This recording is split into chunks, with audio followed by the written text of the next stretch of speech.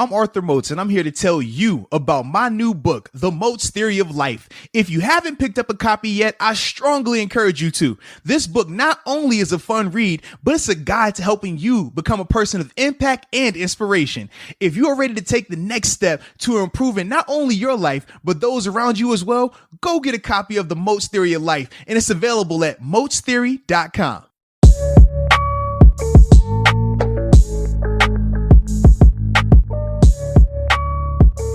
What's up? What's up? It's the Arthur Moats Experience with Deke. I'm Arthur Moats, and that's my main man, Deke. What's up, bro? Man, I'm just glad that you are here, man, playing through adversity again. Listen, ladies and gentlemen, we saw earlier, was it last season, where Deke had an eye injury. He came in, toughed it out. An eye injury, which is, you know what I mean? Kind of like hockey, just upper body injury, lower body injury. That sounds better. Yeah, it was an eye injury, and, you know, he toughed it out, one eye and all. He took a show on the road. He did what needed to be done, and he executed it flawlessly. And now today, my man Deke is in here with a lower body injury. You see, I'm in hockey mode right now because my Pens won last night, man. Let's go Pens. So, you know, my man Deke is in here with a lower body injury, but he's toughing it out, man. He's coming in here. He put the team on his back, and he will not allow any adversity to stop the fans from getting what they need, baby. Now, I don't know if you're trying to be like Belichick here and you want to keep it to just lower body injury, or if you want me to disclose the injury. No, you never disclose it. See, because it's the difference, right? In football, they get specific. Oh, it's a foot, it's a knee, it's a hip. In hockey, because that's the theme I'm going with right now, it's just upper body injury, lower body injury.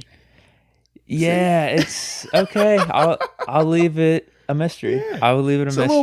But it's a serious lower body injury. No. But he found a way to tough it. See, it's so not. now we can build it up. You know what I mean? Get some more hype around it. I'll be straight up. It's not. It's not that serious at all. It's very serious. In fact, I didn't think that he was going to be able to make it over here because, you know, when you dealing with the type of one type of injury that he has from a lower body standpoint, I mean, for him to even be able to walk in here right now, dude, it's a blessing. So I'm just happy. I was ready to go drive over, pick you up, carry you with my mask on just for you, and then drive you back here, bro. Like, that's the vibe I was on, man. Really? Just throwing it out there, You're man. willing to do that? Yeah, come on, man. You're the big Ben of the show, bro. You did text me. You're like, bro, are you okay? Yeah, like, man. if I would have said, no, I don't know if I can make it. I'm telling you, bro. It would have changed everything, man. You would have come got me, though. The same way we've been waiting on Ben to come back from injury. He's played numerous times with injury. We've seen it. That's how I feel with you right now, man. It's like, dude, the way people reacted to Ben throwing at training camp is how I'm reacting to seeing you right here sitting next to me like, yo, he's here.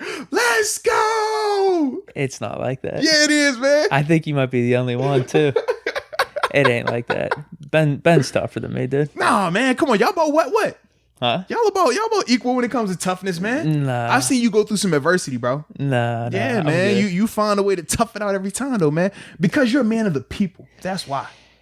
That's true, but yeah, you're hyping me up too much. It ain't that bad. Nah, man. It's legit, bad. I appreciate it, though. Just like you do with our interview guest. You pump them up at the beginning with these you got to, right? Crazy good accolades, their bio. You're pumping me up a little too much right now, but man. It's cool. I appreciate that. Well, I'm just thinking about everybody that... Like, you should, like, who do we have? Tubby Smith. He was like, Tubby's the man. You should send this bio to my wife. Yeah, you should send what you're saying right now. Yeah. Like, write it out and send it to my family and let them know. I got you, man. Let them know what kind of person they're dealing with here. Hey, let them know, man. You're not playing any games, man. You're the real deal. I respect that. And shoot, man, I'm just thinking about players in general that have come back from injury that are, you know, getting the headlines. We know Big Ben, like you said, man. We saw you. I know as soon as I saw the video of Big Ben throwing the ball, I said, I don't even need to text Deke right now. Let me just go to his social media. And you already saw it. Heck yeah, I saw it, man. I was like, go to work. I had to add the song, dude. Yeah. And I thought it was a good song. It's one of those things, the Blake Shelton, what's it called? God's Country. It's like, it just gets you hyped. It's like it's the perfect kind of vibe with that video. So yeah, I mean, one of our people that follow the podcast actually tagged me in the Steeler post. Oh, okay, yeah. So I saw that and was like, yo, appreciate it. I threw some goat emojis on there, and then I ripped the video off the Steelers Instagram and posted it to mine. I like it, man. It was clean, bro. I was like, yo, I know my man Deke hype, man, because we know we talked about the uncertainty surrounding him just because of the lack of OTAs and minicamp. We didn't know where he would be at this stage of his recovery, but to see him out there throwing was huge. And and granted, it's still in walkthrough tempo and stuff like that, and we'll know a lot more as August 14th, 15th, and 16th starts. That's when they'll actually be on the field doing their real practices, and then obviously after the 17th, when 10 days away, the whole thing, NFL coming up, we're only a month and a week away, something like that. It's getting close, dude. It definitely is, man. So I'm excited about it, man. Like I said, I just think the biggest thing though was seeing him out there throwing the ball. That lets you know from a recovery standpoint, regardless of how far the throw was or the velocity and all that stuff, you know there hasn't been any major setbacks. That's a huge part. So that I think for me just keeps the confidence going, keeps everything rolling in. I mean, when you listen to what Coach Tomlin and obviously what Kevin Colbert have talked about in terms of their moves with the quarterback room and the things that they've been saying throughout this whole process, they've been trusting in Ben. Ben has obviously been honest with them in terms of his recovery. And I think that's why we're here where we are today, man. And it's an exciting time right now. Yeah, there was a report or two, I don't know when this was, maybe a week ago, that was saying Ben hasn't thrown within the Steelers, you know, confines or bubble, whatever, but he's been doing everything on his own. Correct. So I didn't know how much you thought of that report, what it really meant, but it was one of those things where you're, I guess, thinking like, yo, why isn't he thrown with the Steelers? I don't get that. Because at the same time, I think there was that video that came out with him being at Robert Morris. Obviously, we've seen his personal video come out a couple months ago. So I was thinking like, all right, I think he's fine. I don't understand the whole behind the scenes of like why he wouldn't be throwing with the Steelers versus doing some stuff on his own. Well, yes, I think that the biggest thing was initially, remember, because of COVID, the players weren't necessarily allowed back in the building at the time. And then even the ones that were allowed back in, when they did like shift to that next phase of it, they still weren't allowed to be on the field with the coaches, like because of this last week. Correct. Even. Okay. Yeah, because of the whole the CBA type thing. So you know how even right now this is considered phase 1, so they're allowed to be on the field with the strength and conditioning coaches and do, you know, workouts, running, lifting weights. But when their position coaches come out there, they have to separate offense, defense, no running, everything be a walk-through tempo. So that's a bigger reason why he hasn't been able to throw with the coaches, and also why, if you saw the video, it was slow motion, it was just a light rollout, because they're not technically allowed to be out there with those guys doing those type of activities right now. Who isn't? The coaches? The coaches, yeah. Not really? Right now. So that was just all players then? Yeah, because of, I'll tell you how his like phase 1. Yeah. Think about how traditionally during April, right? You'll have the players come back and they're just working out and that's it. You'll see the videos of them just running sprints and stuff. That's technically the phase they're in right now.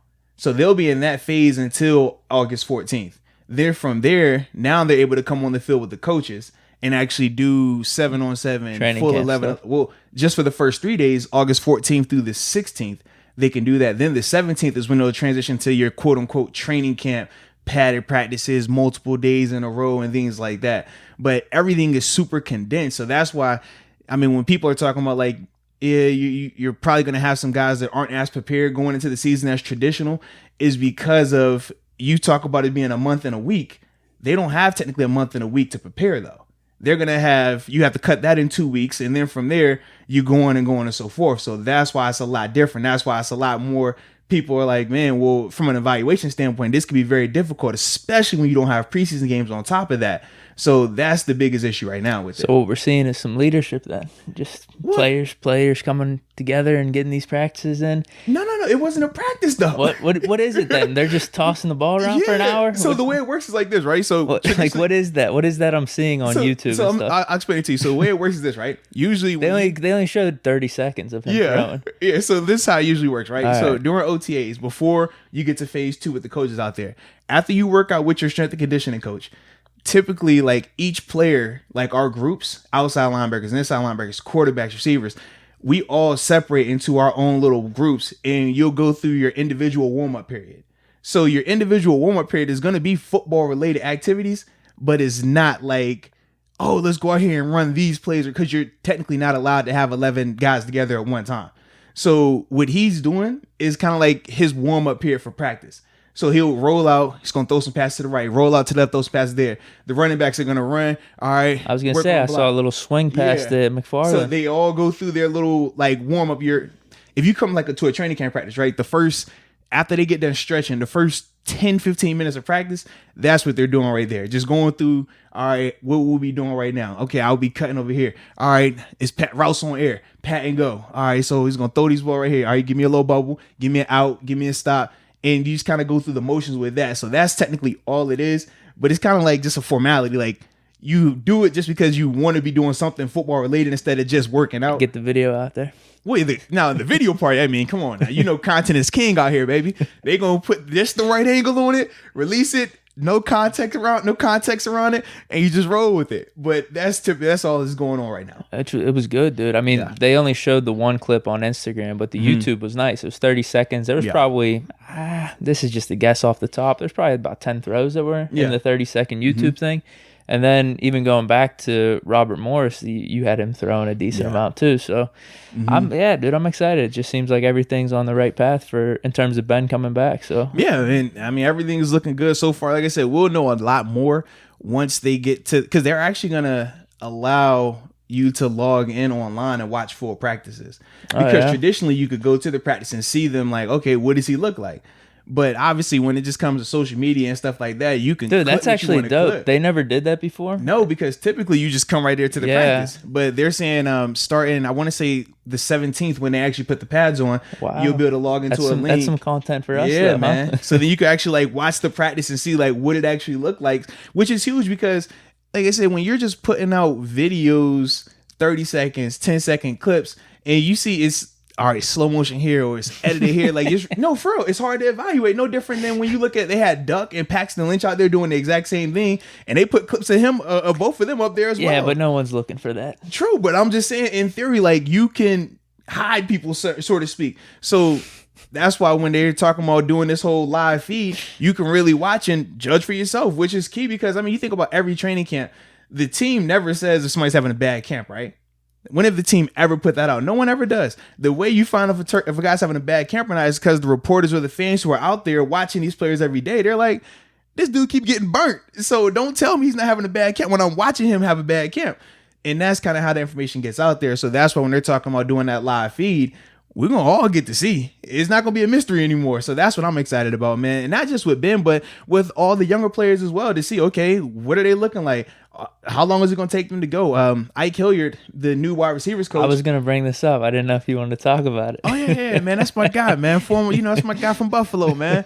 But, I mean, he was talking on Chase Claypool. He was talking about how he expects him to have a big role. But he also said that he expects them to struggle a little bit early, too, just because of how this offseason has went. But he said there isn't going to be an excuse with it at all. But I think this is going to be a great opportunity for that wide receiver room, and especially with Ike being the guy.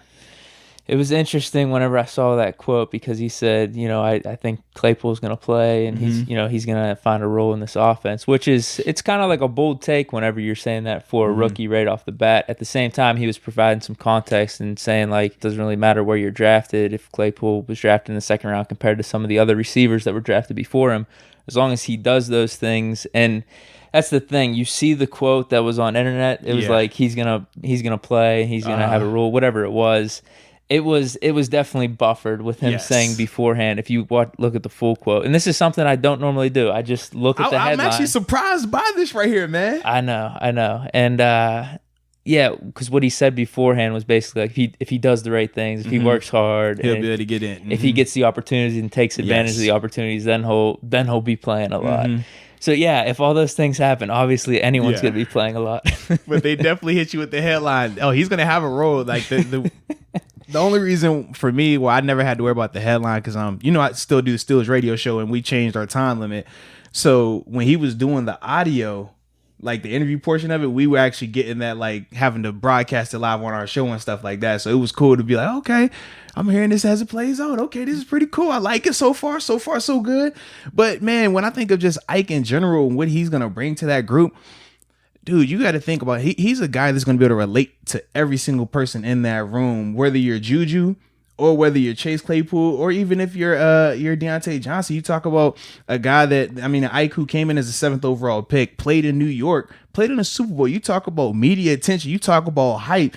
For me, when I think of Juju, I think of all the attention surrounding him. I always think about how does he handle that? How does he still prepare and make sure he's good to go? Ike is a guy who's going to be able to help you firsthand with that. Then you think about a guy that's a big body guy, just like Chase Claypool is. It's like, yeah, I can teach you about, hey man, when it's big, okay, what you need to do, how do you need to come in and out of your routes and stuff like that, work ethic. You talk about a guy like Deontay Johnson, who's kind of on the brink of becoming a star. He can help you with that as well, man. I think everything that he brings to the table from his playing experience is huge, but then also I think of his coaching experience. he's worked with the guy, Stevie Johnson in Buffalo, who's coming off with 3,000-yard seasons back-to-back. Juju only had 2 at the time. So he understands, okay, when you're coming into that realm of you're about to take that next step, how to help you in that. But he also coached Marquise Goodwin and Robert Woods during their rookie seasons as well. And we saw the careers that they've been able to blossom into from that too. So when I think of those younger players, your Chase Claypools, your Deontay Johnsons, your James Washingtons, you got to be excited because this guy has a proven track record. You talked about with Terry. These guys have all been able to produce and all been able to grow under him.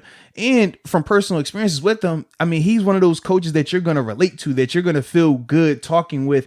It's not the father figure. It's more big brother type. So, I mean, in that, and not like government big brother type. I know how you feel sometimes about that. But just like that older brother that you can really confide in, who's been through some things, experienced success and failures, and that you can just overall trust, and you're going to like to be around him. You're going to like coming to work and being in his room. So, man, I'm excited about the receivers this year, man. No, I am too. I was interested to hear what you thought of that because it is definitely a bold headline that's just thrown out there. It is, absolutely. Which, yeah, initially I saw that and was like, whoa. Yeah. Because, I mean, we know how everything's going with this offseason and just our concerns with the rookies and what they're going to be able to do right off the bat here. For him to say that, it was just like, whoa, is Claypool this good? Like, are we missing something? But he's only seen him in walkthroughs, but he's crowning them now. But then he also brought up something like you can't teach this size and speed and all that type of stuff. So hey, he's high on him. So he's building the hype train up. So he definitely is. I'm not really opposed to it. I'm excited, man. Like I said, I think the receivers are definitely going to have a huge bounce back season. Obviously, with Ben coming back, that's going to play a major role in that. But I just think overall it's a good situation. You remember last year, on top of them losing their quarterback, they lost their position coach in training camp. Yeah. Remember that? So it was a lot of variables that played into the receivers' performance as a whole. So I think, man, having a guy like Ike, who's actually going to be a lot closer to them in age. I mean, Ike is, 42, I think? Yeah, 42. He's 10 years older than me. 42, 43 age group. I mean, dude, I think this is going to be just a great situation for all of those guys throughout this season. So definitely a bounce back year for all those guys, man. I'm excited, bro. Yeah, I agree with you. Do we want to hop into... Nah, not yet, man. Not yet. You see what I got on, right? You see my hat, baby? Yeah. We had hockey yesterday. Yes. Well, and I want to say something. Go ahead. Knock it out. No, you go first, actually. You sure? No, because I was going to say we had hockey, but I wanted to clarify we had winning hockey. Yeah. See, because we had a game over the weekend, didn't go the way I wanted it to go. Overtime. Yeah. It was bad performance overall. I mean, people was getting on my man Murray. They was ready to bench the dude. I said, come on, baby. It's a little bit more than just Murray. People ain't want to listen, though. But it's all good. I mean, just overall, it was a bad performance. But they were able to bounce back last night. And what some people were calling a must-win. I mean, when you talk about a 5-game series, that's the difference, too. People are thinking, it's a 7-game series. How can after one game it be a must-win? Yeah, they're technically not in the playoffs right now. Yeah, I'm like, and let's be real, man. You go down 2-0 in a 5-game series, that's like 3-1, 3-0 in a 7-game series. This is not a good situation at all. But you know the boy, the captain Sid, the kid, man, he came out there, went to work, man, got us to go early, man. And then from there, it was just a beautiful onset, man. Murray played extremely well throughout the whole game. Shout out to the new guy, Jason Zucker, came over from the Minnesota Wild right before COVID and everything. He had a big goal yesterday, man, make it 2-0. And then Jake Gensel, man, the guy who we didn't even think he would make the playoffs because of the injuries that he was dealing with during the season. Shout out to COVID for this, though. Postponing the season, got my man back out there to seal the deal. Overall, man, I was just hyped, man. It felt good to just be watching playoff hockey, winning playoff hockey, might Angie, because I don't want to watch it for losing. It just doesn't hit the same way. I wasn't even gonna come here and talk hockey if they had lost yesterday. I'm just throwing it out there. But since they won, I'm like, all right, I'm gonna drop a little bit. And shout out to Mike Sullivan, man, because he ain't had to stick with Murray. Like I said, a lot of people wanted Jari. A lot of people did. Because Murray, I mean, what's going on here? Because from what I know with hockey, you go with the hot goalie. Yes. But at the same time, with Murray, championship goalie, he's a guy that you want to trust in the playoffs, and in my opinion, you would trust in the playoffs. But who's this other guy? Is he been like a great goalie for us? So this is the situation. So you remember this would have been in 2016 when Murray started switching in for Fleury, right? Yeah. Fleury had already had a ring, right? He had already let them, was the hot goal and all that stuff, right? This is that same scenario. Exact same scenario, but they're a little closer because Tristan Jarry has been playing really well, but they both went through a span throughout the season before COVID happened, right? They went through a span where they were both playing really inconsistent. So they were switching goalies every other night, which is unheard of. Right, you talk about finding a hot hand. It was like, oh, he gave up 5 goals. Oh, he gave up 3 goals. Oh, he gave up 4 goals. Like, it was just a bad situation and losing the teams that they should be beating. So they came to a point where, all right, we knew from a defensive standpoint they had injuries, guys were out. So that's why I never want to just put it on the goalies. It's kind of like been going down, but you blaming the receivers and the running backs and the offense for looking bad. It's like, no, dude, when you have a key person missing, like that's going to happen. So with them, they had multiple injuries, multiple guys missing time. And then when they started getting the guys coming back healthy, along with the new trades, the guys just weren't gelling at the time. So all that kind of played into it. And then obviously COVID happened. So everything just stopped. And it wasn't like it stops, but there's still a bit of practice together. I mean, how many ice rinks you know that each individual person has at their house? Not a lot. So you talk about these guys even having time to practice on their own or practice together. They didn't have that luxury. So now when you look at how they performed the other night, when I said it was bad, it was like they just weren't in sync. And then from a defensive standpoint, they weren't really, killing penalties the way they needed to do. They weren't really just, Murray for the thing with Murray, Murray makes the spectacular plays, but sometimes he misses the routine stuff. Whereas Jarry is going to be more fundamentally sound, is going to always be in place, but he's not going to be able to give you some of the spectacular saves and stuff like that. So with Murray, you have to understand that, hey, you're going to have some of those slip-ups come in just from being out of position sometimes. But overall, yesterday, it was back to, all right, this is the Murray that we know. This is the Murray that we love. And he was one of the top performers and everything in that game because of that. But that really comes down to Sullivan trusting that goalie saying, look, yeah, I can switch you out because you didn't play hot yesterday or 2 days ago. And we know this is a 5-game series, so we can't really drop any more games. I can go with Jarry. But the reason I liked Sullivan going with Murray and sticking with him is because as a player, number one, if you're that guy, you want your coach to trust you. You want your coach to say, hey, look, man, we've been here before. Good, bad, ugly. I know you're going to get me through this. Let's ride. Because that makes you feel good. That makes you say, all right, you know what? I'm going to stand. Since he believed in me, I'm going to make sure I don't make him look like a fool. And that's what Murray did. But then at the same time, if you're the players around him, you're like, all right, if coach trusts him still, I'm going to trust him still. And that makes you feel confident as well because you're like, dude, if I were to play bad, at least I know that, hey, coach ain't going to just switch me out the lineup the next game because of this series. Like, nah, he's going to give me a chance to redeem myself. So I thought that was a good move, not only for, obviously the results worked out in the game, but just overall for the morale standpoint, I thought it was good. And ultimately, man, because let's be real, the Pens should thrash the Canadiens, man. It shouldn't even be a series from here on out. They should just finish them off. You know what I mean?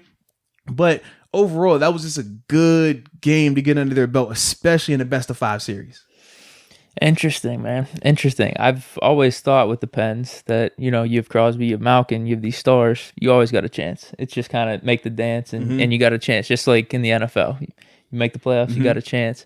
But if goalie's the biggest hindrance, that's a tough spot because a lot of playoffs and playoff runs have to do with getting a hot goalie. Absolutely. How many times are they like the MVPs for some of these teams? You get hot at least throughout the playoff run, whether or not they get the award or not. But absolutely, you get a goalie that's hot at the right time, man. That changes everything. So hopefully, this is Murray getting hot. But that's the thing, though, man. Sometimes, players go through slumps, and you have to think, man, these dudes stopped playing in March? This is a long time for them to not even. Yeah. At least with basketball, when you think about those guys, like they either got goals at their house or you can go to think about how many gyms there are in America. Like you can go to a gym. How many hockey rinks are? Think about in Pittsburgh, right? We have a major hockey team, right? Professional hockey team. And they share their practice rink. They have to schedule ice time when they can get out there. And with the Steelers, if I want to go practice and I can't go to the south side, I can go right out here to a field somewhere and get my work in. If I'm a hooper, I can go to an outside court or inside court and get work in.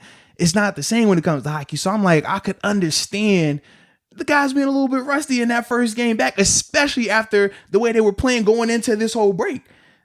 But like I said, let's go Pens, man, because we back. We looking good. I love it. Now here's what I wanted to say. I don't know what I've said in the past on this podcast about what games I'm watching or what not. Here's the thing: NHL and MLB missed their chance because I know for sure I said, "Oh man, here you go."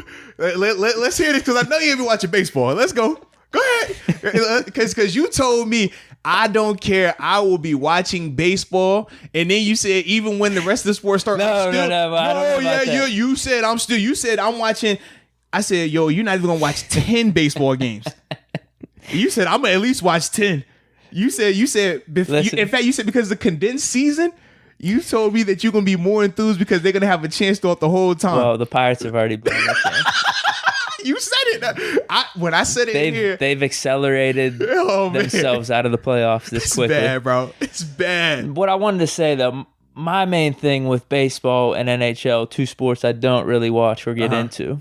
If they were to have a month carved out for their own or come back at a time where the NBA is not back or the NFL is not back, then yeah, it's the only thing on. I'm going to watch it. You ain't say all that, but and it's cool, it's man. Pittsburgh, you know, I think that's... You did not say all that. You was over here talking about the Pittsburgh, and the Pirates. I'm be tuning in because you said you watch hockey. You said you said it's not an issue to watch hockey. You'll do that, but you said with baseball, you're like, nah. Now I'm definitely going to tune in because I'm still not watching hockey. You said I just miss sports so much. That's what you told me. Here's the problem. I was watching Zion. I was watching the Pelicans last night, and I was watching the Lakers. So what's wrong with that? I was doing the same thing. No, that's my point. Yeah. And why I'm not watching the Pens or I'm definitely not watching the Pirates is because those leagues missed out on their opportunity. I got NBA. Man. My two main leagues are NBA and NFL. So those are the two things I'm going to be watching. I've been watching everything, man. Like I said, I had big winning going on this weekend. And NASCAR, my man Harvick, another top 5 finish. He finished 5th. I did see you posted that. Yeah, man. He was cooking, man. Shout out to New Hampshire Motor Speedway, man. He did his thing.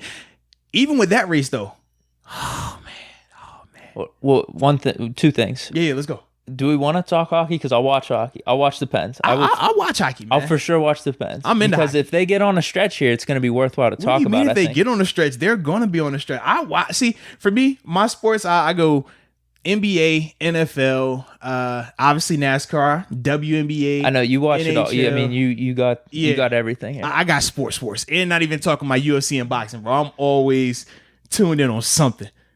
Yeah. Basically, here's me. I watch everything but baseball. I'm not NBA, NFL, NBA more playoffs, but now with the whole regular season and everything, and just I want it back. I want to be watching this stuff, and there's been exciting games. Bucks Rockets was awesome. But anyway, those are my two. Man, there've been some exciting games, and there've been some just what am I watching games. Bucks Rockets was unreal. Yeah, it was, man. Shout out to Harden too, man. Even Rockets Mavs, I caught the end of that game. Jeez, I don't know what's going on with this Rockets team, dude. I know we talked about them last right now. Your guards, that's what I mean. We talked about them last podcast where we don't want to believe in them, but I'm still going to defer to Lakers Clippers in the West for sure. Yeah. But they're an interesting team. Clippers have actually looked the best. The Lakers have been struggling, even though I told you, man. I'm just saying, even though they still clinched the 1 seed yesterday. Obviously, it was a big win. AD's been going crazy. Bad though, man. But this is the thing that I'm chalking it up to. Number one, LeBron hasn't played good at all. No. He's been facilitating and doing his thing, but he hasn't been playing good. AD has been balling out. So for me, I'm like, man, when I know LeBron's going to step up, I'm not worried about that. The issue is fine. Okay. Danny Green, he struggled a little bit. Everyone else, you're right. But he's going to step up when it's playoff time. He always does. I've seen it numerous times, been the victim of it numerous times between him with the Spurs, and then obviously I was the beneficiary of it with him with the Raptors. You know what, J.R. Smith, he's been sitting all year. So, yeah, he got to get a little Henny in his system. Once he get that, he good to go. We know J.R. That's what he does. And then also Rondo be back, hopefully come, later in the playoffs and stuff like that. Playoff Rondo. Playoff Rondo's different. Playoff Rondo is like untucked jersey Kyrie. It's like hoodie Melo. It's like 0 Dark 30 Brown. Like it's certain players that got a mode. You're like, all right, that's the one. The one that actually, I mean, I guess you could say maybe untucked Kyrie, but the playoff Rondo actually is the one that makes sense or is needed. Yeah. Or is like more timely than the other ones because it's literally playoff Rondo. Yeah, absolutely, man. That's when he comes out and you need him for the playoffs. That's what we're all about. He'll be rested. He'll be rested, not rusty. So I'm excited for him, man. It's gonna be a good situation in this case, right? Yeah. Hey, fit the narrative, man. You know how it goes. Crap. I think I got off track here. What were we talking about? I was talking NFL and NBA. Those are my two, and I watched the golf majors. That's about it. Wow. See, I think that's where we differ. So like, I hardly ever touch golf. It's got to be Tiger. Oh, dude, it's coming up. PGA Championship this week. This is gonna be Tiger's first.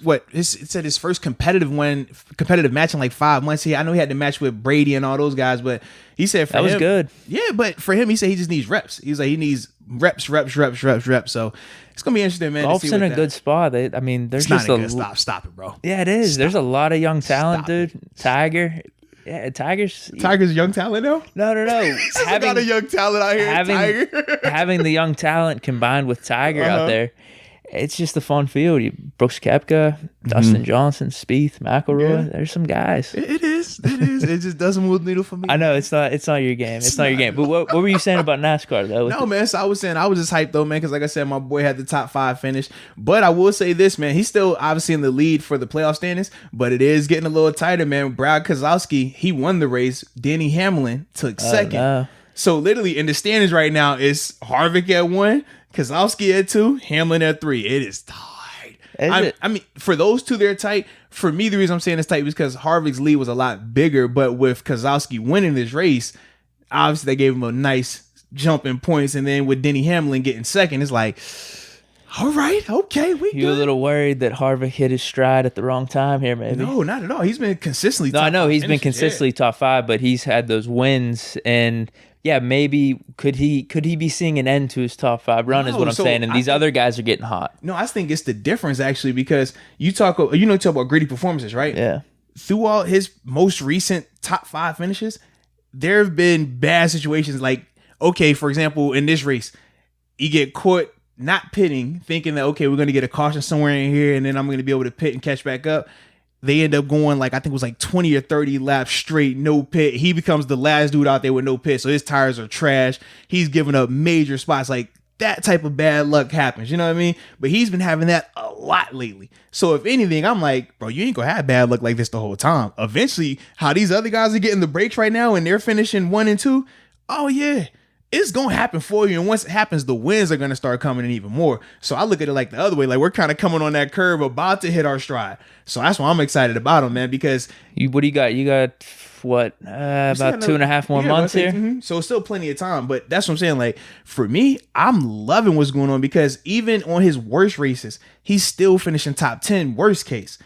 Even when he's gritty through a bad performance, he's finishing top 5. So now when you look at these guys like Denny Hamlin and Keselowski who are having, Keselowski's car was flying the whole race. Flying. Looked great. So I'm like, okay. My man was struggling to finish 5th. We ain't tripping. Harvick needs to upgrade his car. What the hell's going on? No. So this the thing, man. It's the different tracks. Okay. So some of the different tracks, man, it's just certain cars are better for that. Yeah. So some cars, like if it's a shorter distance track, like some cars are gonna be better for that. And what he only has a week to try to maneuver things within the car. But right? You also got to remember, it's not even like traditional where you get the practice time running your pit laps the day before. Running your practice laps the day before, and then you get a whole day to kind of like adjust your car and get everything going.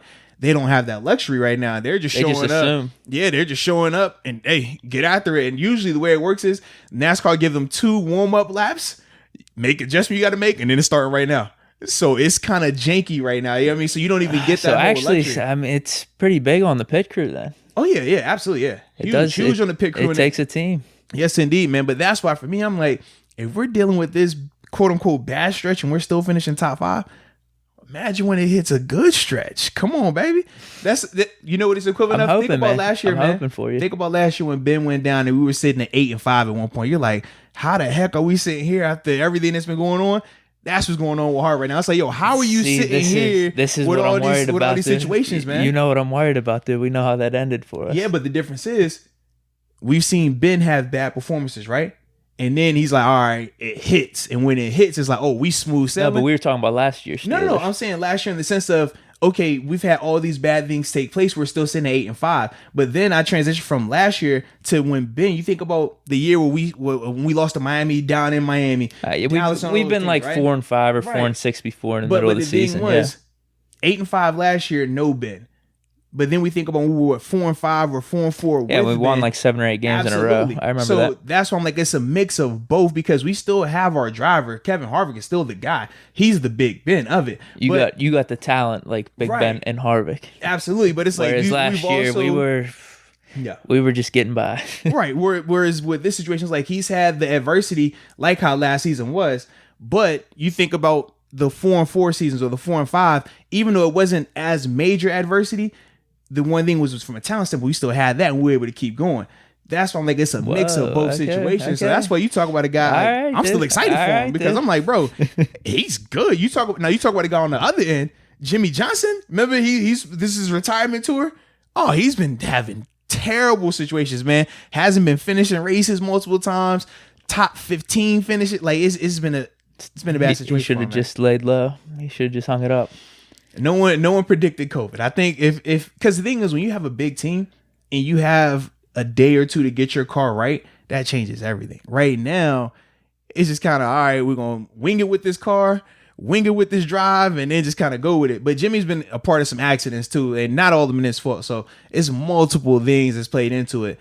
But I'm just saying it could be a lot worse right now. Okay, so you're still predicting the dub for Harvick. Oh yeah, for the championship. Come on, man, without a doubt, bro. Okay. Yeah, he's cooking, man. He's cooking, and my WNBA team's cooking too. I told you my Phoenix Mercury, they my team, man, because we had Bria Hartley come on the show. I feel good about it. She been balling. She leading her team in scoring, man. She had a career high 27 points the other day, man. And this is a team that, I mean, when I tell you she's leading the team in scoring, on her team you got Diana Taurasi, who's all world when it comes to women's basketball. You got Brittany Griner, we all know who she is. And Skylar Diggins Smith. She's going to put the Smith on her because she's married now. Yeah. That team's stacked. Top heavy. Wait, I was going to say, what's going on? Like, where are they ranked? So they're 2-2 right now. They're sitting behind the Minnesota Lynx. And what are they doing? They're 2-2 right now? Are they doing some type of round robin or something? Yeah, so they're kind of like with the NBA with the 8 games or whatever, they're going to have a similar situation and then playoffs. So they're cooking. But are they still taking the regular season games and adding on whatever the records are for these 8 games? They haven't really specified. I have to look into that a little bit more, honestly. Okay. But as it stands right now, man, from the restart element of it, they're doing their thing, man. I was going to say, that team's stacked. Jeez. Yeah, they're doing their thing, man. And I mean, they're packed because they start their first 2 games. The first game they started out struggled. Second game, they lost a close one. The third and fourth game, they won by like 30 points both games. Now, granted, New York, they played the New York Liberty. They played them after the all-world shooter out of Oregon, Sabrina Ionescu. She had just got hurt. So they went in there and whacked them. But is she out for the season? Well, she's probably going to miss the rest of this. This she had like a grade 3 ankle sprain, man. It looked nasty, man. But literally, her first game, she dropped 33 points, man. I was going to say, she looks really good, yeah, huh? Heck she man. looks like she's going to be the next WNBA star. Yeah, she got it written on her, man. She looked good, man. So it's exciting, man. Like I said, for me, man, I'm enjoying sports, baby. Yeah. I am back. It feels so good. We got Piz winning. We got NASCAR cooking. Shout out to Kevin Harvick. And we got my WNBA team winning. So it's all love, man. And then my Lakers, man, like I said, they clinched the 1 seed. So we're good. And you talked about this too. You said home court doesn't matter. It does because you see the course. They got the logos up there, man. Give them love, that. Man. They got to get them. They got them a little bit more colorful. Like add the paint, like make the paint yellow and purple or something like that. Yeah. That's the thing. The court is like too generic. They just throw the logos up. But I think it would take too long. It would definitely take too long. Like that's the smallest thing to be complaining about because overall the NBA. But it's home court advantage, man. So just let it ride. NBA's been incredible to me. It has been, bro. It's just been awesome. Like I haven't missed a beat. We were talking about this off the mic. I'm not gonna say I don't really care about the fans, but I don't really think it's impacted my TV viewing experience having no fans. I need my fans. And there, man. dude, and you're gonna be surprised I say this. As much as I rip on Zoom and FaceTime and those type of technologies, the virtual fans aren't bad. They're not bad. It fills out the stadium. It makes it look. You are funny. It makes it look like there's just some activity going on. It's cool.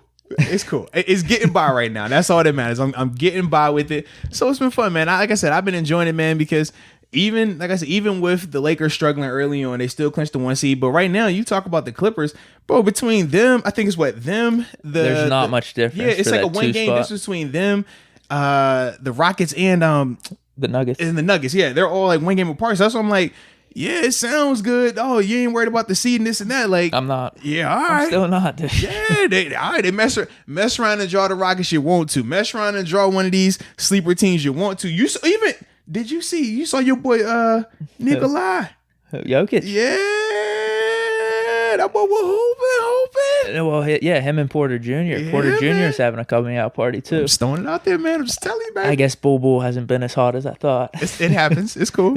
But either way, although he wasn't.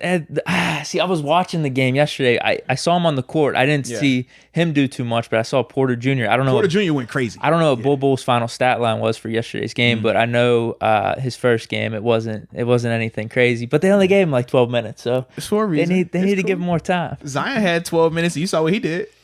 Yeah, but what happened in the second game? The second game he didn't do too good and they got blown out. But that's still on the Pelicans. Like you just got to give Zion the time and he's going to put up points no matter what. True. That's just been a disgrace.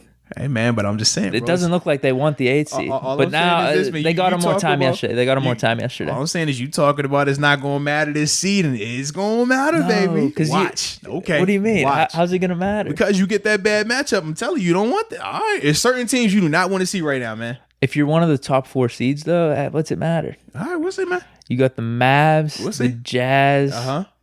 We're going to see. Whoever the 8th seed is. And the Thunder. Who cares? In the first round? Looking good. Who cares in the first round? The Thunder's looking good. Thunder's looking good. And they got the coach of the year. You saw Billy Donovan? I told you, I'd want the Jazz. That's who you want. That is who you want. Proceed with caution. That's all I'm saying, man. No, they're the worst team in this. You think they're the worst team?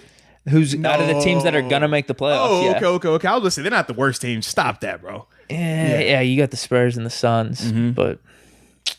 Yeah, man. I'm excited. I'm really enjoying the NBA. Be fun I'm really enjoying. I was able to catch some of the games throughout the weekend. I was actually able to finally sit down and watch on Sunday night. I like it. I was able to watch the games last night too. So I've been really enjoying it. Hey man, as long as my Lakers keep doing their thing, man, I ain't gonna have no issues, baby. It's no problem. I'm hoping, dude. I told you though. I'm worried about the Clippers. You're not hoping. You jinxing. It's cool, bro. I'm worried about the Clippers. Yeah, it's gonna be good either way, man.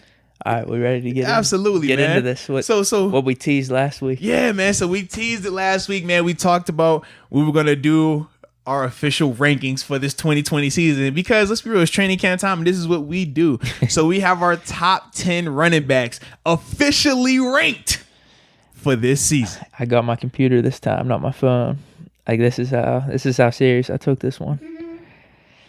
Well, how do we want to do this? I love when you got your computer so I can know you like serious too, man. I am serious about it. I just transfer the notes from my computer to my phone, but it's just so much easier to be doing this on the computer. I'm starting to come around to you because I remember we've had this conversation. I was like, I prefer the phone. It's just so much easier, like handheld access, but I don't know. The computer, it's nicer, man. It's super smooth, man. And it's a big screen. You get it. I don't look as much like a jackass either looking at my computer as opposed to my phone. Yes, because on the phone, it looks like you're reading the text. We've seen some people comment that, like, oh, is he texting? What is he doing? I've been saying to you before, like, yo, like, what are you looking at right here, bro? Because I've done that with interviews, too. It actually looks way worse with interviews.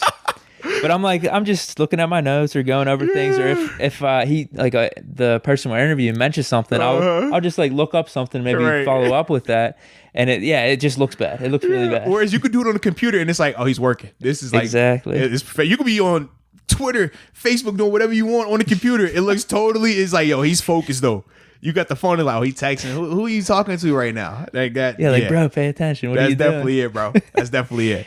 All right, so man, to start our running back list, I'll go first. I'll name my top 10, and then from there, you name your top 10, and we'll have a discussion. 10-1. We can go 10-1. Okay, that's fine. All right, so for me at 10, I go with Chris Carson, man, out of the Seattle Seahawks, man. Obviously, whoa. Yes, indeed, man. He's sitting at 10. Yeah, let's get it, man. Dude. Let's get it. At number 9, I got my man L. Bell coming off a down season, but he's still a cooker. We know this. At number 8, I got to go with Josh Jacobs. Should have been rookie of the year, man. Did his thing out in Oakland. Now he's gonna be out in Vegas cooking it up. At 7, I got to go Joe Mixon, man. We know he was an animal with a terrible situation around him, man, but he figured out a way to get it done. Number 6, Nick Chubb. I mean, the numbers speak for themselves, man. He's a beast. That's what he is. Who's and he was doing list? That. You got a big name off this list. And he was doing this with dysfunction, man. So that was at 6. At 5, I got Derrick Henry. I know playoff Derrick Henry stepped up in a big way. We know Derrick Henry can be a man amongst boys. We've seen what he did to Earl Thomas. I mean, he does it to a lot of people. So that's why he's at 5 at 4, man. I got Alvin Kamara, big Kamara fan, man. I like how he gets down, man. And he's coming off a down season. So for me to have him in the top 5 after a down season speaks volumes for that young man. At number 3, I got Zeke, man. Ezekiel Elliott, let's be real, man. We know he cooks. He is Dallas's offense. Wow. Shout out to Dak. Shout out to Amari Cooper. Shout out to CD Lamb. Shout out to Galloway and all those other guys now. I mean, Gallup and all those guys down there.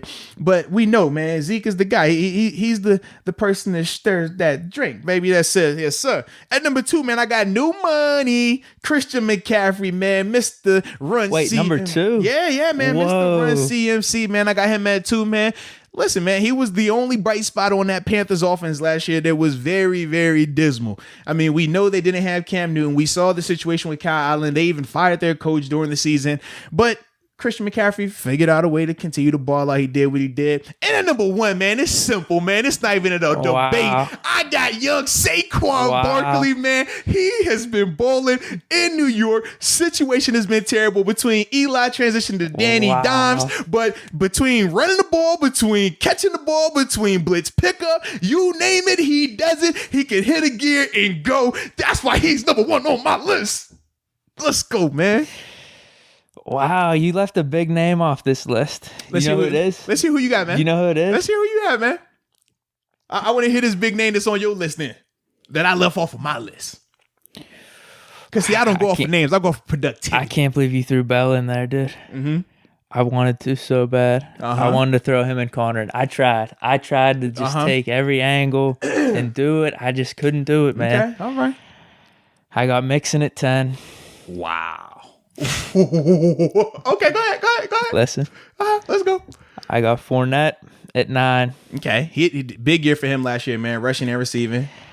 I wanted to put Connor or Bell in over Fournette. I just couldn't, dude, because I feel you on that. The production was there with Fournette in a crappy situation in Jacksonville. 77 receptions, over 1,000 yards. Most receiving yards, most receptions that he's had in a season. Here's the thing I was trying to do in my head with Connor and Bell. With Connor, I'm thinking, all right, he's going to, because what is this list? I didn't clear this up with you, but is it like, it's based off of last year, body of work, and a little bit of projection. Yeah. It's just like, all right, what's my rankings? And some eyeball tests too, right? There's all that. Yes, exactly. And Fournette definitely passes the eyeball test. There's no doubt about that. More so than Bell and James Conner? Bell last year. This was my whole thing. This is where I was struggling, because I wanted to say with Connor, like, all right, man, like, he's gonna come back this year. Ben's back. The whole Steelers offense. I think he's gonna have maybe a better statistical season than some of these guys that I'm listing. Okay.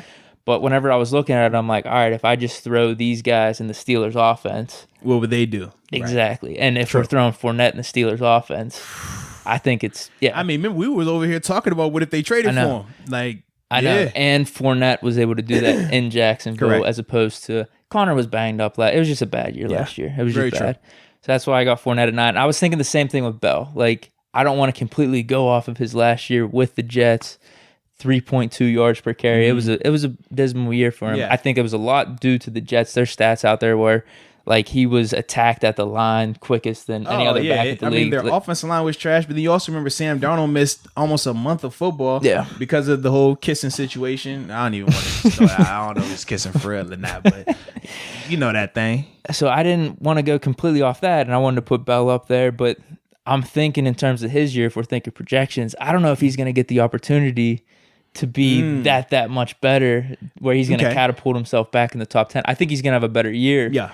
But I don't think the Jets have improved that much just as a total offensive thing. I know their line improved a little bit, but man, they don't have any receivers. They did pick up Perryman. I do like that pickup, but still, that's why I have Fournette as opposed to Bell and Connor, and I guess even Mixon too. Mixon over those two.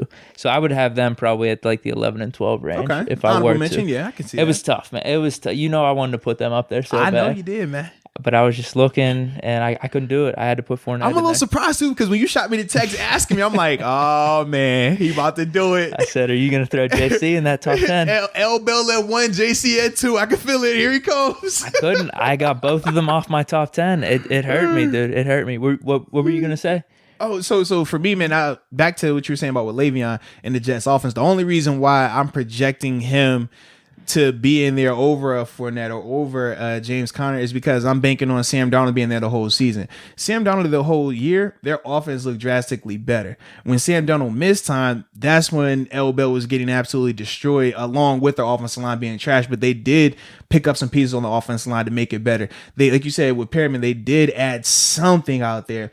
I'm a little concerned, though, because from a defensive standpoint, with them losing Jamal Adams through trade and then with C.J. Mosley choosing to opt out, you could have a situation where they're not able to stop anybody. Well, that's good for Le'Veon stats, though. I personally don't feel like that, man. I personally look at it like some garbage time receptions, dude. See, I think this is where we differ. I'm always looking like, okay, the more times you're on that field, man, I understand you could try to accumulate more numbers, but then also the more times you got to get exposed in terms of some of these pieces that you don't have on offense. That's the difference. Like when we talk about the Steelers offense, you want them on the field a ton. Last year, did we really want the offense on the field a ton? Nah, not necessarily. We're kind of like, all right, y'all don't turn the ball over. Just do enough. Keep the defense fresh, and then let the defense go out there and save us, man. It was interesting because I remember the Rams game. Literally, I think they only scored their points because of our offense. Yeah. And that's kind of the thought process. So even with the Jets, I know in theory, it's like, oh, yeah, man, the more they're out there, garbage time point or stats and all that other stuff, I'm like, nah, I don't want them out there too much, baby. Just enough. But other than that, yeah, we need a little balance here. That's what's tough with me, dude. I would put. I remember you asking me this like a week or two ago. Do I still have Le'Veon in my top 10? Yeah. And I would take him maybe over a couple of these backs going into next year in a vacuum on a certain team. Yeah, but true. Like if I'm just thinking I don't think Bell's gonna like have that hot of a year this year. I think it's gonna be better. I think it's gonna be a little better, but I don't know. To put him in that top 10, dude, it's tough. And then you combine just what he did last year and having the year off. It's tough, dude. It's just tough. I feel bad. It's going to be exciting to hear the rest of this list. I'll tell you that, man, because you started out with Joe Mixon at 10, right? Yeah, but Joe Mixon at 10. Well, you got him at 7. I mean, it's not. That's a big difference. It's not like that far off. 10, you're almost off the list. Nah, see, here's the thing with Mixon. I think it's a similar scenario with Bell. I don't know if he's really going to be going off this year. But he went off. I know with the Bengals last year, with the shitty situation. Terrible. Yeah, I mean, his past 2 years, he's balled out in bad situations. I don't know if his upside's as high as some of these other guys ahead of him. That's sleeping, bro. That's all. You're sleeping, dude. So I got Jacobs at 8. Josh Jacobs at 8. Okay, I like that. You look at his year last year. We both agree probably should have been offensive rookie of the year. And Gruden saying, I just looked up something online on Google. We're talking headlines and stuff because I didn't look into this article, but he said, I'm trying to get Josh Jacobs more touches next year. Good. I hope he will get more touches.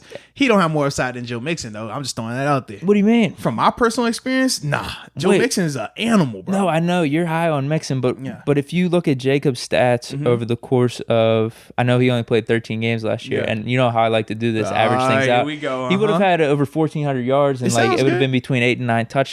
His receiving's not completely there like Mixon, even though Mixon's receiving's not like some of these other guys that are ahead of him on the list, but still I think Jacobs' receiving could maybe go up a little bit. Mixon's is gonna go up. Think about he's going to Joe Burrow as his quarterback this year, whereas last year he had Ryan Finley. Yeah, I know. Like, what are we talking about here, man? I know. I'm not against Mixon, dude. I'm really not. I'm really not. With you, man. You're high on Mixon. I think with you, man. Everything I've been looking up on Jacobs, though, I mean, he looks like a beast, dude. Like he's running over people, and I think he could have a big year. And he's just proved to have a big year as a rookie. Oh, young still. Like I think he's going to be hitting his stride here in years to come. Number 7, Alvin Kamara. Oh, that hurts. What do you mean?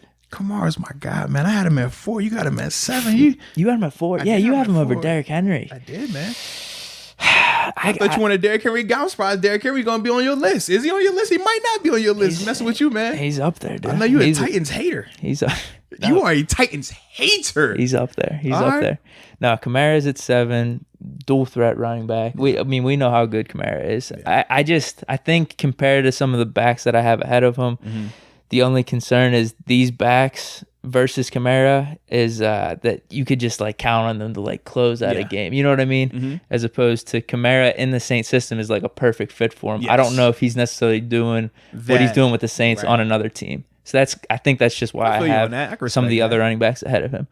Dalvin Cook at 6, which I'm surprised you don't have him on your list. I didn't want to put him on my list, as weird as it sounds. I'll tell you what. We probably agree, but I just couldn't deny what he did last year. Yeah. But he completely fell off at the end of last year. Completely fell off. I was doing the stats. He had 3.3 yards per carry in his final 6 games and was only averaging 50 yards. Yeah.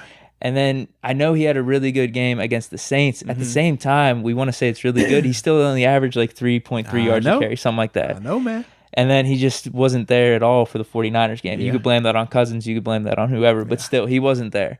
At the same time, his stats were crazy good last year. Yes, they were. And he's great at pass catching. He had over 500 yards receiving, and he only played 14 games. He had... Hold on, I got it. It's 1,700 all-purpose yards, 16. Hold on, let me look. And like I said, he only played 14 games. Hold on, no, that's Kamara. Where am I at here, dude? Cook. 1,654 yards from scrimmage in only 14 games. Yeah, I mean, listen, he can ball without a doubt. And I'm gonna tell you, so you know how sometimes you're biased and you're like, oh, Pittsburgh. It's certain players they just don't move the needle for me. Okay. And Dalvin Cook is that guy. I didn't want to put him on my list, but I couldn't do it. I could not put him on the list. Listen, I respect his game. I've played against him. I think he's a really phenomenal player. But for me, he just doesn't move the needle. For me, I'm if I got to pick between him and L. Bell, I'm taking L. Bell every day. And that was the difference on his list. That's how I feel. I would probably take Bell over my bottom 5, from 6 to 10. In a vacuum, you put him on the Packers offense, Saints offense, back with the Steelers. I would take Bell over those guys. But he's with the Jets. I totally understand that. Yeah, but for me, man, I was just Dalvin, you talk about my next group out, 11, 12, 13, Dalvin's in that group right there, man. I don't want to be a hater, but he don't do it for me, man. So the same way you feel about, the Titans are bums, Tannehill's a bum, you say the Bills are bums, all these other bum. Everybody's a bum to Deke. I got it, Steelers, I got you. With Dalvin Cook, he's not a bum, but the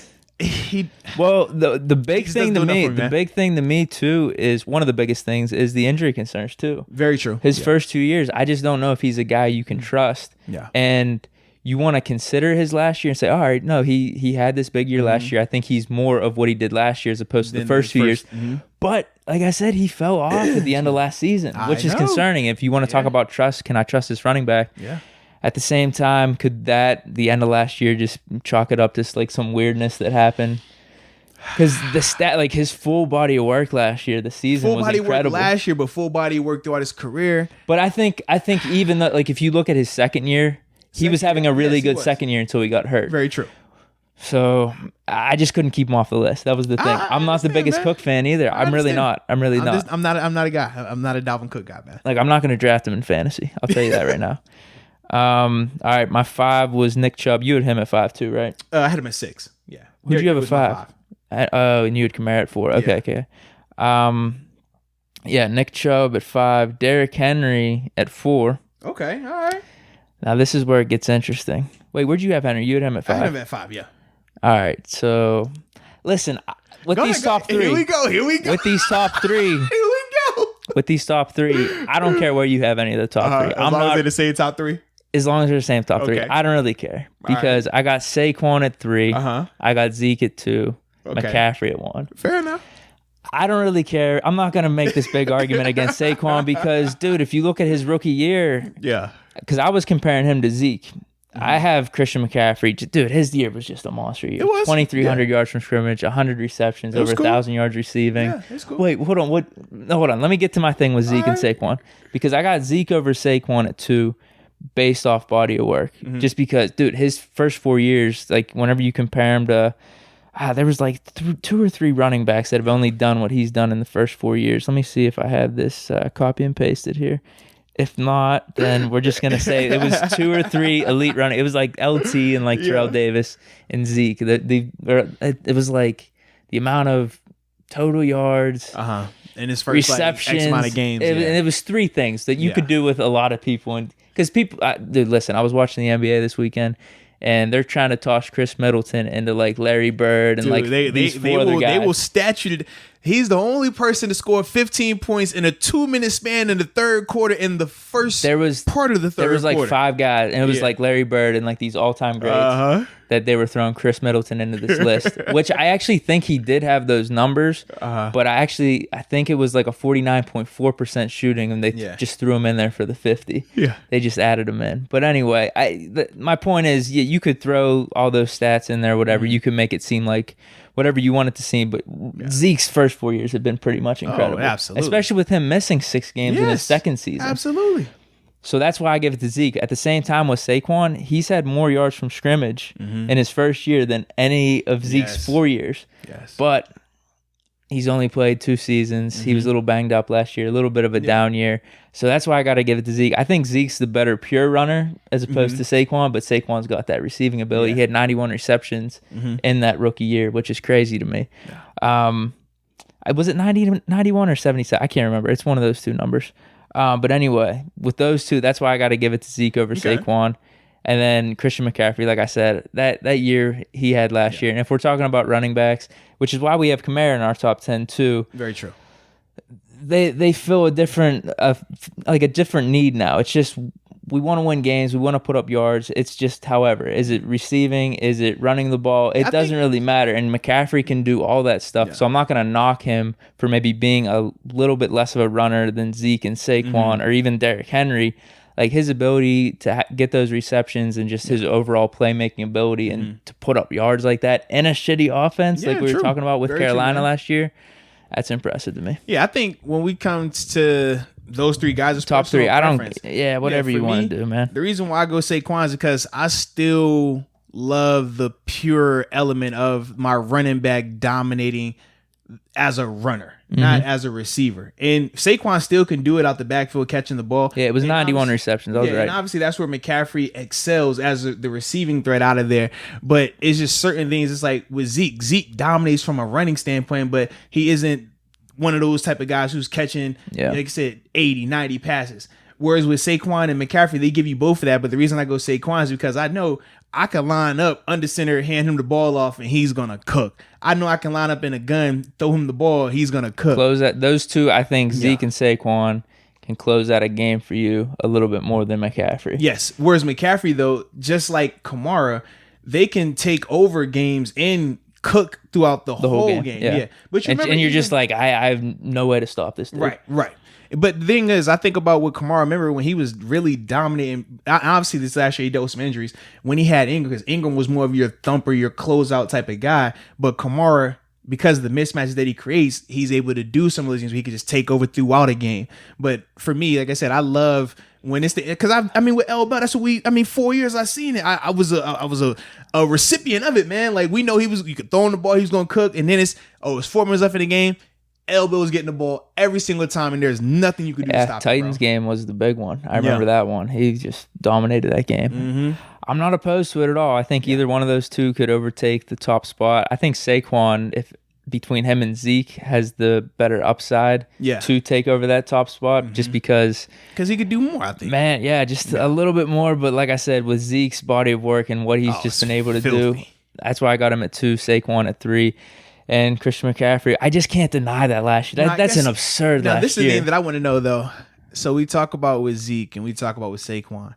If you flip them, do you think Zeke can have the same amount of success with the Giants? Whereas we know for a fact Saquon could go to Dallas and he's just going to go just out of this world. Hey, it's a fair point. That's a fair point. No. That is a fair point. Because we talk about the Dallas offensive line. We talk about the Dallas offense in general. We're taking Dak over Daniel Jones. We're taking the Cowboys receivers over the Giants receivers. That's why I'm just kind of like, man, Zeke is, phenomenal. But Zeke's situation is perfect. It has been his whole career. Right, where Saquon has went through transition. He came in with Eli. That's a fair point, dude. That's a fair point. And I think Saquon definitely has the ability to go over Zeke, at least for that 2 spot, maybe the 1 spot in this upcoming season. I have no doubt about that. I just can't deny, like I said, McCaffrey's last year, which was just absurd. And I don't really think that's going to be going anywhere. I think he's going to be putting up similar stats, maybe a little bit of a drop, but that's still going to be absurd. You think the drop? I think it's going to be better because now, at least with Teddy Bridgewater, you have a legit threat, man, compared to Kyle Allen. Him putting up bigger numbers than last year, I just can't even fathom. It's like, this is my thing, man. When I think of, okay, if not bigger, identical. Because now, think about last year, man. When you were playing the Panthers, were you really worried about Kyle Allen beating you? Were you worried about him in that regard? With Teddy, you have to respect him a lot more than you did Kyle Allen. So you're not going to be able to play certain defenses against Teddy Bridgewater as well. So I think all of those things open it back up more so for McCaffrey. Because right now, when you play in the Panthers, okay, we got to make sure we take him out. Other than that, who's really a threat to us? This year is going to be different, though. And that's why I'm saying to myself, I think that McCaffrey can ball out even more so and be more effective and actually get a lot more wins from that as well. Now, granted, they got the new head coach, so that's a whole nother situation because of how this offseason has went. But I just think it's going to be a really good situation for him down there. Yeah, I think we got a good list here. It wasn't too crazy, man. No. Yeah. I'm surprised you had no Chris Carson on your list, though. Oh, come on. Give me a break there, Did you see his numbers? What? Look at his numbers. What about him, dude? Go check his numbers. What about him? Check his numbers, man. I'm not that impressed with Chris Carson. I think whenever we're talking about, I know you could bring up numbers, whatever, but I think he's a product of that Seattle system a little bit. But let's be real. You talk about the Seattle system. If you're talking about Fournette over him, I'm definitely taking Fournette. Wait a minute. Don't Mixon, talk about the system. Josh Jacobs. Listen. The system.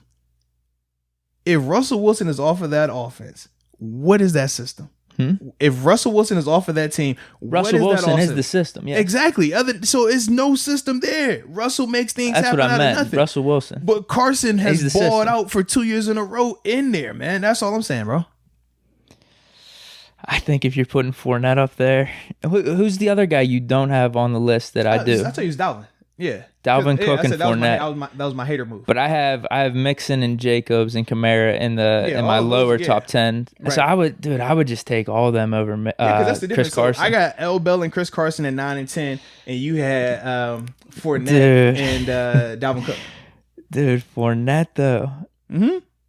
See the thing, barely less rushing yards. In a worse scenario, 77 receptions, 522 yards. Man. A lot of times you get tied up in the name, man. You get tied up in the name. I got eye test though with Fournette though. Yeah, but you don't watch enough Seahawks. We talked about this with Russell Wilson, man. That's why you don't respect Russell the same way I do. Russell Wilson? Yeah. What do you mean? I'm saying like you said you got eyeball tests before, and I said because you don't watch enough of Seattle, man. Wait, Wilson, I got him in my top 3.